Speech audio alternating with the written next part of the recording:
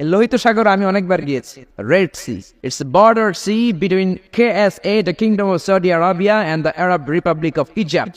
মিশর এবং সৌদি আরবের মাঝখানে বর্ডার সাগর, এটা লোহিত সাগর। এটার এই মাথায় দাঁড়ালে ওই মাথায় সৌদি আরব। সুবহানাল্লাহ কইবেন না?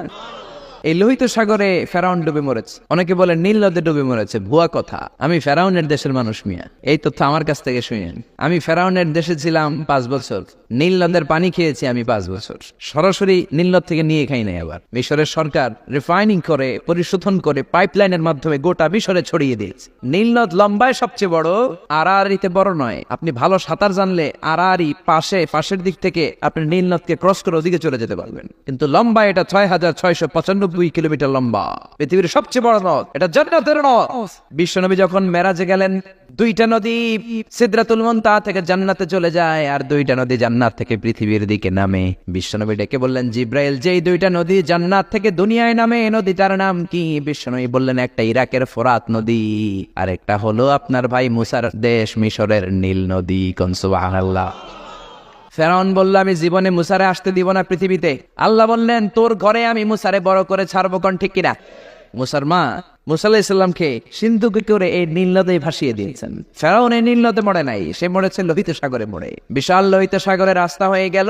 সাইয়েদনা মুসা আলাইহিস সালাম আল্লাহর শুকরিয়া করে বনি ইসরাইলের মুমিন বান্দাদেরকে নিয়ে, তার কর্মীদেরকে নিয়ে, তার অনুসারীদেরকে নিয়ে, তার সদস্যদেরকে নিয়ে রওনা হলেন। দৌড়াতে দৌড়াতে লোহিত সাগরের এই মাথা থেকে ওই মাথা চলে গেলেন। ফেরাউন ইন দ্য মিন টাইমে চলে এসেছে তার বাহিনী নিয়ে। এসে দেখে মাশাআল্লাহ এত সুন্দর রাস্তা, বিশাল ব্রিজ, চমৎকার শক্ত ব্রিজ। বাঁশ টাস দেওয়া হয় নাই, যে ব্রিজের ভেতরে দেওয়া হয়েছে শক্ত রড। এই ব্রিজ দেখে তো মহা খুশি, মনে হয় যেন ওর বাবার টাকায় ব্রিজ বানানো হয়েছে। সে অর্ডার করলো, march on the bridge, march on my soldiers on the bridge and try to reach মুসাস। আমার এই সামনের ব্রিজটা পার হয়ে যাও, মুসাকে খপ করে ধরে নাও, আল্লাহকে দ্বারা ধরাইতেছি আমি। ফেরাউনের অর্ডার শুনে সেনাবাহিনীরা লেফট রাইট করে মার্চ করতে শুরু করলো। যেতে যেতে ব্রিজের এই মাথা থেকে ফেরাউন সহ সৈনিকেরা যেতে যেতে ব্রিজের মাঝ বরাবর যখন চলে এসেছে, আল্লাহ মুসারে ডেকে বললেন, ও মুসা, অ্যাকশন নিবার মনে চাই কিনা? মুসা নেই বললেন, মনে চায়। অনেক জ্বালাইছে বেয়াদবটা আমারে, ঘুমাইতে দেয় নাই, খাইতে দেয় নাই, খালি হামলা চালায়। এখনো এরকম মুসলমানদের ঘরে ঘরে হামলা আসরা নাই। ঘরে ঘুমাতে পারে না, নিজ এলাকায় থাকতে পারে না, অন্য থানায় চলে যায়, অন্য গ্রামে চলে যায়, রাতের ঘুম নাই, আত্মীয় স্বজনের সাথে দেখা নাই। দুনিয়ার বুকে কষ্ট করে যাও, জান্নাতের দরজা আল্লাহ তোমাদের জন্য খুলে রেখেছেন। আল্লাহ বললেন, অ্যাকশন নিবার মন চাই কিনা মুসা? মুসা বললেন, অবশ্যই। আল্লাহ বললেন, অ্যাকশন নিতে চাইলে আর দেরি করা যাবে না, লাঠিটা তোলো। সুবহানাল্লাহ কইবেন না? মুসা আলাইহিস সালাম লাঠি তুললেন। লাঠি তোলার সাথে সাথে লোহিত সাগরের এই মাথা থেকে ওই মাথার বিশাল ব্রিজ, পুরো ব্রিজকে ভ্যানিশ করে দিল কে? উদাও, কোনো ব্রিজ নাই, শূন্যের মধ্যে সবগুলো থপাস করে পানিতে পড়তে শুরু করেছে। ও মিয়া, লোহিত সাগর এটা বাংলাদেশের পদ্মা যমুনার মতো হবে মনে হয়, তাহলে মেঘনা নদীর মতো, ব্রহ্মপুত্র, কপোতাক্ষ নদ, বিশাল বড় সাগর, কোনো কুল কিনারা পায় না। আবার মেঘনা নদীর মতো হলে মিঠা পানির পানি গিলে গিলে খাওয়া যেত। সাগরের পানি কি মিঠা পানি নাকি লোনা পানি?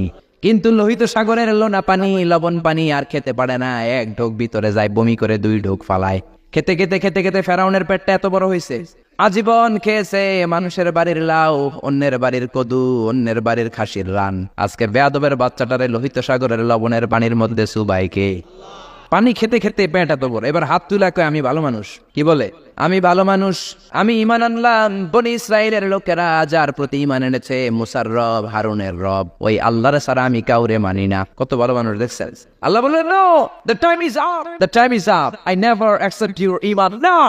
এখন তোর ঈমান আমি কবুল করব না। জিব্রাইল রে বললেন, ওর মাথাটা একটু ঠাইসা দাও, আর একটু সুবা দিয়া, আর একটু লোনা পানি খাওয়া। জিব্রাইল কিছুই করলেন না, ওইটা তো এমনি শুধু ভাসতেছে। মাথাটা একটু ঠেসে ধরলেন, আর কয়েক ঢোক পেটের ভিতরে ঢুকায় দিল কে? আল্লাহ বললেন, ফালইয়াউমা নুনাজ্জিকা বিবাদানিকা লিতাকুনা লিমান খালফাকা আয়া। ও ফেরাউন, তুই মরে গেলি, কিন্তু তোর লাশকে আমি মারবো না। তোর লাশটা গলবে না, পচবে না, কোনো কীট পতঙ্গ তোরে খাবে না, কোনো তিমি মাছ তোর দেহের মধ্যে তার জিহ্বা লাগাবে না। কিয়ামত পর্যন্ত তোর চাচাতো ভাই, খালাতো ভাইদের জন্য তোর দেহটারে আমি শুটকি বানিয়ে রাখলাম। আজও ফেরাউনের লাশটা রয়ে গিয়েছে। আমি নিজ চোখে ফেরাউনের লাশ দেখেছি। মিশরের রাজধানী কায়রোর তাহরির স্কয়ারে তাদের যে মিউজিয়াম, ন্যাশনাল মিউজিয়াম এর রয়্যাল মমিস চেম্বারে, আমরা তো আজহারের ছাত্র, ফ্রিতে ঢুকতাম, ফ্রি ঢুকছি, ফ্রি লাশ দেখেছি। পুরো দেহটাকে ব্যান্ডেজ করে রাখা হয়েছে। ফেরাউনের চারদিক দিয়ে আমি ঘুরলাম, এমনি রয়েছে এমনি।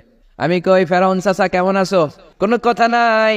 আমি বললাম আমাদের লিডার মুসারে তুমি কম জ্বালাও নাই, গ্লাসের মধ্যে তুমি আটকানো, যদি তুমি গ্লাসের ভিতরে না থাকতা তোমার ঠ্যাং হাত একটাও থাকতো না, এখন ঠিক কিনা?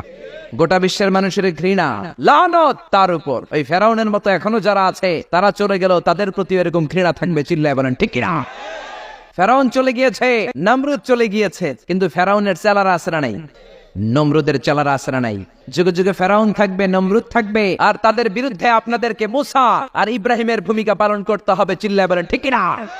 এই পৃথিবীটা থাকার জায়গা নয়। ফেরাউন তার জলজ্যান্ত প্রমাণ। অনেকক্ষণ আমি তাকিয়ে রইলাম জাহান্নামের এই নরকিটটার দিকে। শুটকি মানুষ, একটা মানুষ মরে যাওয়ার পরে মাছ যেমনি আমরা শুটকি বানাই, ফেরাউনকে কিয়ামত পর্যন্ত শুটকির মতো বানিয়ে দিয়েছে কে?